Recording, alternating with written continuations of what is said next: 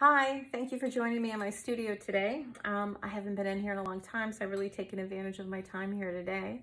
Made a number of plates using the wheel assist system from Grand Rapids Pottery. Love that product, and I use it a lot. And with the clay that I reclaimed that I didn't use to make those plates, I'm just going to make some mugs real quick with that reclaimed clay. So I have gone ahead and reclaimed the clay and formed 20-ounce balls of clay to make coffee mugs.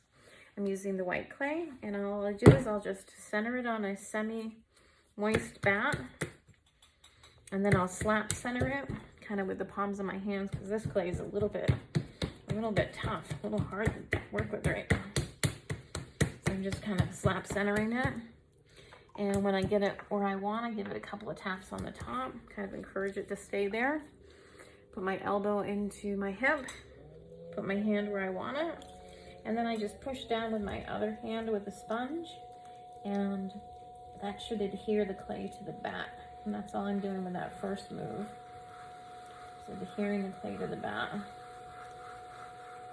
There, now I have a little bit of clay there that came off the mound, which happens. Now I'm going to encourage this clay into a cone shape by holding it still with my hand and my other hand raising it up with the sponge. Just kind of squishing them together. This one looks pretty gnarly with a lot of ridges, and that's because it's kind of reclaimed and a little bit rougher clay. Probably could have used a little more moisture or hang time, but I didn't feel like giving it hang time. So once it's up in a cone like this, make sure it's nice and wet. Have my hands overlap and my thumbs on the top, and just push it forward a little bit. And if I push it forward, it has a tendency to reestablish itself downward.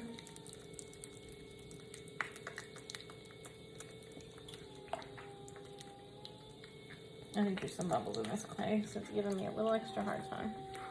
That's okay, I don't mind bubbles. Not a big deal.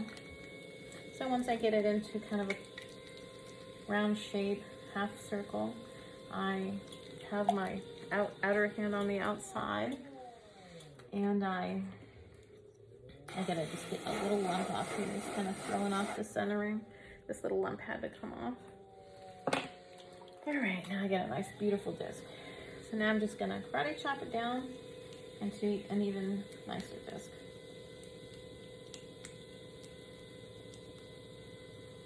It needs a little moisture. And I can feel the bubbles. I think you can see them too. There's a nice big one right there. Just gotta make sure the side is nice and straight the way I want it. So I can continue to try to work this into the center. It's giving me a little trouble because of the bubbles and the hardness. That's okay, we'll just make it work. So I get a nice disc here. And then I'm gonna use my thumb as a tool and my 3 fingers on my thumb to create the bottom. And then once I get it to the level I think I want it, I just pull it towards myself to open up the bottom. And that, one of those bubbles just popped. Then I'm just gonna go ahead and see how thick it is. It's about that thick, and that's how I want it. This vessel I am not going to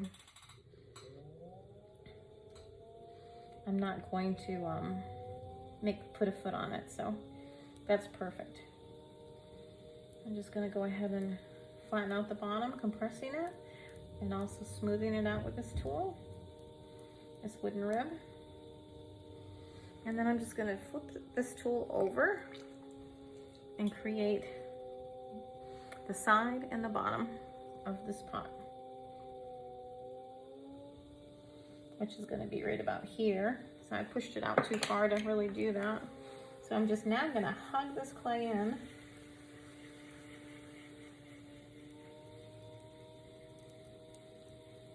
I'm doing that. I've got my thumbs on the inside because I pushed it out a little far, so I was trying to get rid of some bubbles. That's a good thing to know that you can do that.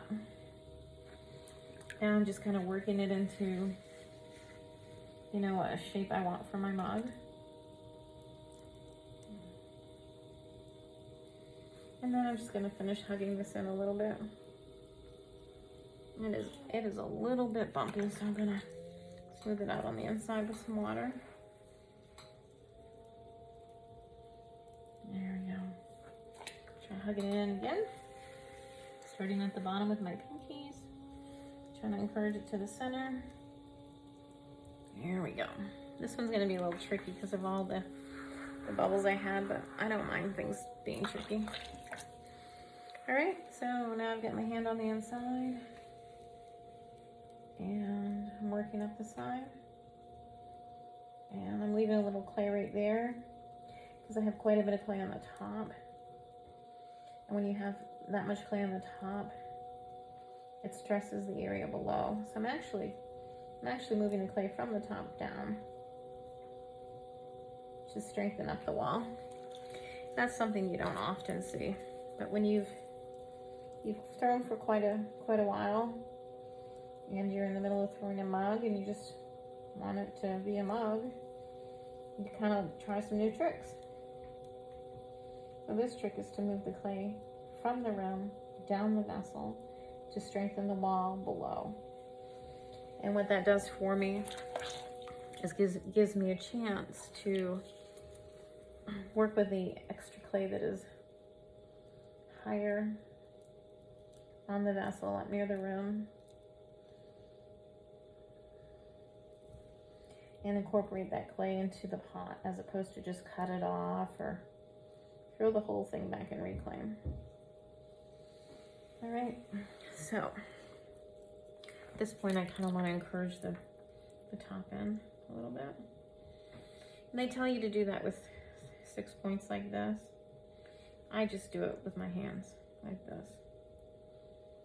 And then sometimes I bring my fingers over the top just to encourage the rim in a little bit. Okay.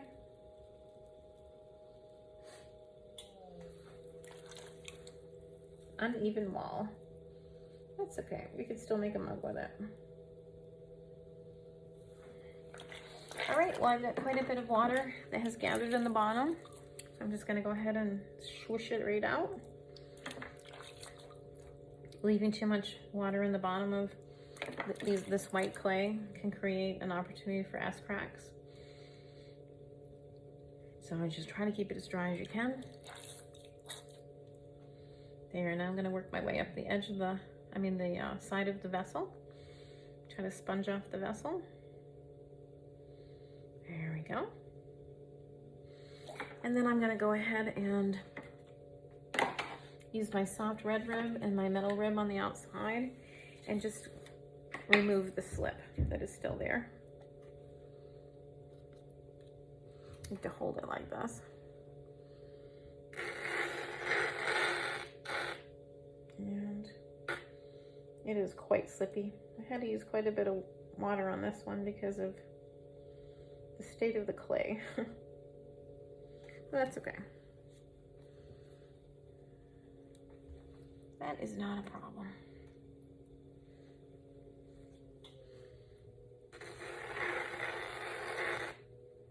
Okay, we're gonna try this again.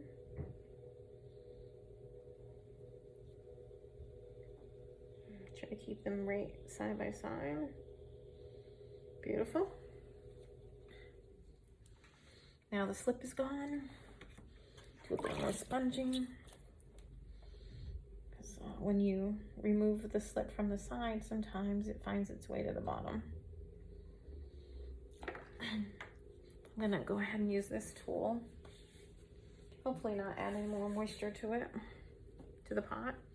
Just to reestablish the bottom yet again. There we go. Using 2 hands holding this, kind of ensure it stays where I want it to. All right, I'm happy with that. Happy with the outside. Got a lot of water here at the bottom on the outside. I'm gonna get rid of. There we go. That makes it so much more pleasant when you're working. Now I'll take my Dirty Girl tool. My Dirty Girl tool is dirty. And then I'll just go ahead and make my foot with this Dirty Girl tool. I have my finger on the inside for support. I'm gonna remove this clay. And then reestablish this again. Okay, that's better. Yeah, I'm happy with that. And then I'll just take my rib,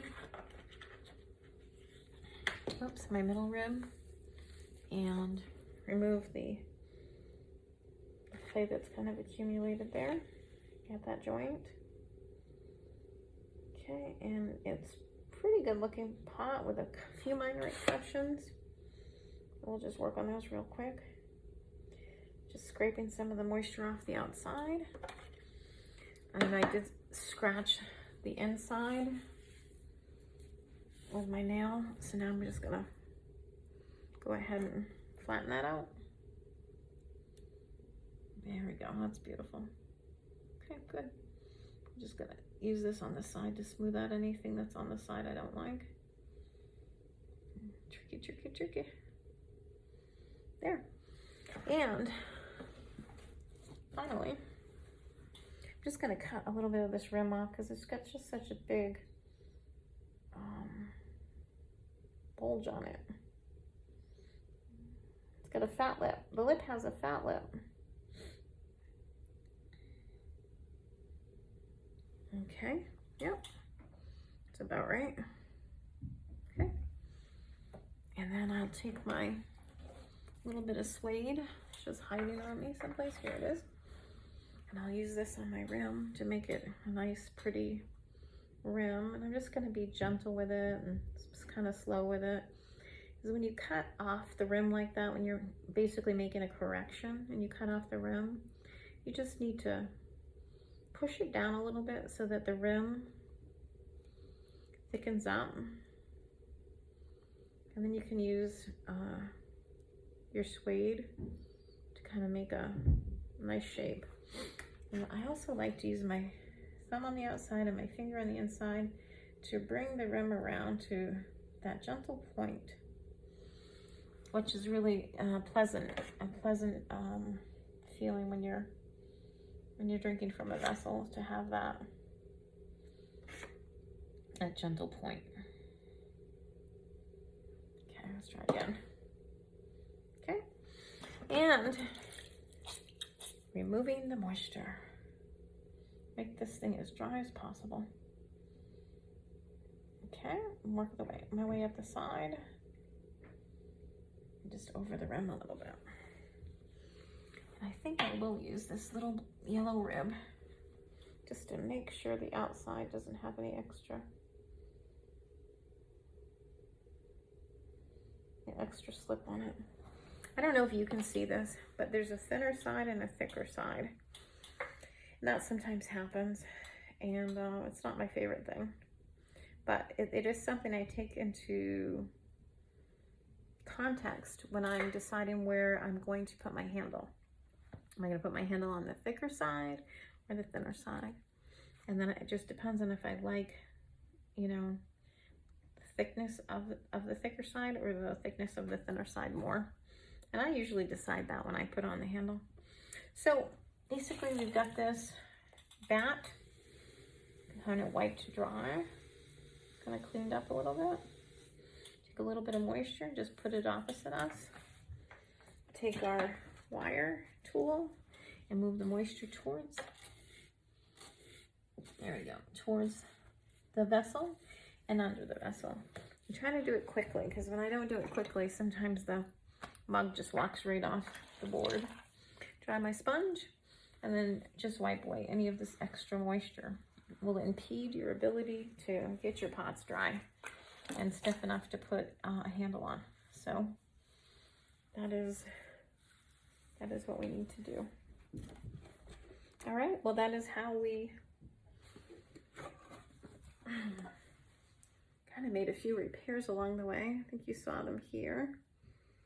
That is how we throw pot. I've got a clay on my face because I really get into my work. All right, thank you for joining me. Thank you for joining me in the studio. Elegant and earthy.